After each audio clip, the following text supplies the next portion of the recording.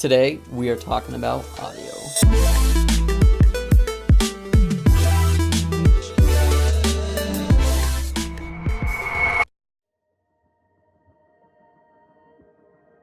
What do you really want to know? Am I sorry for what I did? There's not a day goes by I don't feel regret. Not because I'm in here, because you think I should. I look back on the way I was then. That kid's long gone. This old man is all that's left. Cactus 1789, start the turn, contact your departure, have a nice day. Okay, in the turn to departure, Cactus 1789, good day. Gets it to LeBron for three for the win. Yes! LeBron James at the buzzer! Now, if you know what you're worth, now go out and get what you're worth. But you gotta be willing to take the hits and not pointing fingers saying you ain't where you want to be because of him or her or anybody. Cowards do that, and that ain't you. You're better than that. What is up, guys? My name is Skylar Page, and welcome back to the channel. Thank you guys so much for tuning in. Now, today we're going to be finishing up the two-part series about filmmaking, the two most important aspects of filmmaking. Last week we talked about visuals and how to make your video more cinematic, and I will link that right up here. I'll also link it down in the description, so if you haven't watched it, go check that out. But today we are discussing the most underrated aspect of filmmaking as a whole. The underdog, the forgotten legend, the one that nobody talks about, which is ironic because everybody hears about. I'm talking about audio. Now, how important is audio when it comes to filmmaking? And honestly, this is just my opinion, but this is from my experience of making films, is that audio makes up about 60% of your viewing experience, which is weird. You know, you think, well, I'm watching a movie, I don't go listen to a movie, or I'm watching a video, I don't listen to a video. Well, that's where you're wrong. Because when you're watching a film, you're not only watching it, but you're using your ears as well to pick up everything that's going on around. You can put together a scene with just audio. It is pretty crazy. Like, you can tell a story with just audio. Like the sequence you saw at the beginning where you heard just audio, but you were able to piece together what these scenes were. You could close your eyes and imagine what these scenes are, what's going on. Who's talking, what, you know what the sound effects are, you know that was a helicopter, or you know that was Rocky Balboa, or you know that was a basketball game where somebody hit a game-winning shot. You can tell a story with just audio. I mean, that's what music is. Music is literally just audio, and you're able to form the story of whatever the musician's trying to tell. Or radio, for example, or a podcast. You're able to tell a story and piece it together in your brain, in your mind, just by listening to it. But it is way harder to do that same thing with just visuals. If you do not have sound in a movie, it is less pleasurable. People don't really watch it. I mean, think back to the times when you clicked on videos. If the audio sounds really bad, what do? You click off. It's really hard to watch. Or what about when the audio is lined up, like I'm talking right now, but it is delayed? That's annoying. But yeah, so it's way harder to tell a good story with crappy audio. The audio is what submerges the viewer and enhances their viewing experience. It literally takes the story you are trying to tell and the audience, and it brings the audience into that story so they feel like they are really there experiencing whatever it is that you're trying to portray on camera. So now that you kind of have an idea of how important the audio is, now I'm going to be going over my 3 tips to enhance your audio quality and make your videos that much more submersive and make them better. Tip number 1, music. Music is super important when it comes to your videos. It helps set the mood and the pace for the story that you are trying to tell. It's also how you can manipulate the audience's emotions so you can get them to feel exactly how you want them to feel. Now, that sounds bad, but it's not. Depending on what story you are trying to tell, it usually is what type of music you'll pick. If you pick the wrong music for your story, your audience will know. You want to pick songs that fit and that the audience generally won't notice.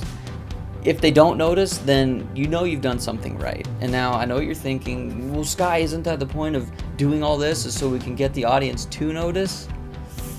No, it's not. For example, what would you think if I played some death metal to a wedding video? Silly, right? They're in love, they're not at a frat party. Or what if I played a happy soul song to a scene of a guy running for his life? You're my sweetheart.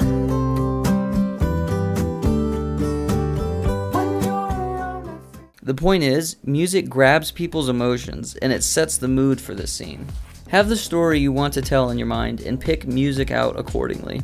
But Sky, how do I know which music to pick? How do I know which songs to pick for my videos? Well, I don't know. That's up to you. I don't know what story you're trying to tell. You have a brain. Use it. What would you want to see? What does the video feel like to you? What should it feel like to you? And that's how you should pick music. How do you want the video to feel? Put yourself in the viewer's shoes and judge accordingly based off of that. And now another question I commonly get is, where do I get my music? Well, I get my music from a website called Epidemic Sound, and no, this is not a sponsored episode. What Epidemic Sound is a subscription-based website where I pay $15 a month and basically get unlimited music and sound effects. And the best part is there's no copyright anything. So you do not have to worry about that for when you're creating YouTube videos. Along with all that, be sure that you edit to the beat. That is one of the most powerful things you can do. Plus, it just feels right. When you don't edit to the beat, it feels wrong, and your audience will notice. Remember, noticing is bad. You do not want them to notice. Now, tip number 2 is sound effects. Now, sound effects are the unspoken hero. They add a punch to the video and can take the viewer even deeper into this Inception experience. Sound effects should be subtle and should assist the scenes, not overpower them. Remember to keep in mind that you don't want the audience to notice. So what sound effects should I use? Once again, that is up to you. You have a brain, you are very smart, use it.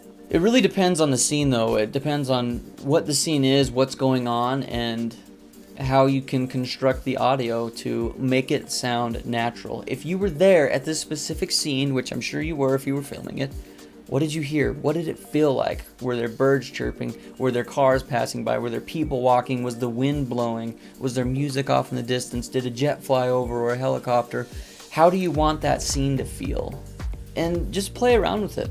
Honestly, when you're in the editing, when you're in post-production, just play around with it. Analyze the scene and try different sound effects. See what works. Try this, try that. Maybe you got to make your own sound effects. It is perfectly acceptable and encouraged to be creative when in post-production, especially working with audio. Just always be asking yourself, how should it sound and feel to you? And use your best judgment. Go based off of that. Once again, there are no rules, so be creative. It is very much encouraged. And finally, tip number 3 is adjust your audio levels. When you are at the end of your edit, make sure that you check and adjust your levels. There's nothing worse than having your audio too loud or too quiet. Now, I'm not perfect at this. I've made plenty of mistakes of having my audio too loud or too quiet. And a perfect example is you can go watch the first few episodes of the season 1 of the vlog and you can barely hear me, or the music is too loud, or I didn't know. It was bad. It was bad, all right? Just, we all make mistakes. These guys are my 3 best buds in the whole world, and yeah, I like making movies.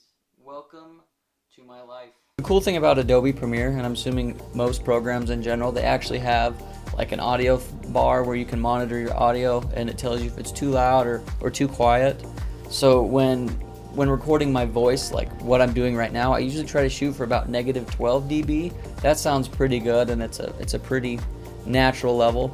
And then if I'm doing music, it just depends. If I'm talking, then I usually keep that a little bit lower. I shoot from like -20 to -18 dB. And then if I'm not talking and I'm doing a B-roll segment or scene or whatever, then I turn it up a little bit louder. I usually don't ever go above about -12 with music. So make sure that when you're in post-production, before you click that render button, just check your audio levels. This is why I say that audio is the unspoken hero, is because it is what you don't notice. People, when they watch movies, they don't really think about the audio. But anyway, thank you guys so much for watching. Thanks for sticking around. If you guys have any other questions or comments, leave them down below. I will be sure to get back to you. If you enjoyed this video and learned something, be sure to leave a like. If you haven't already, be sure to subscribe. And I will see you guys in the next video.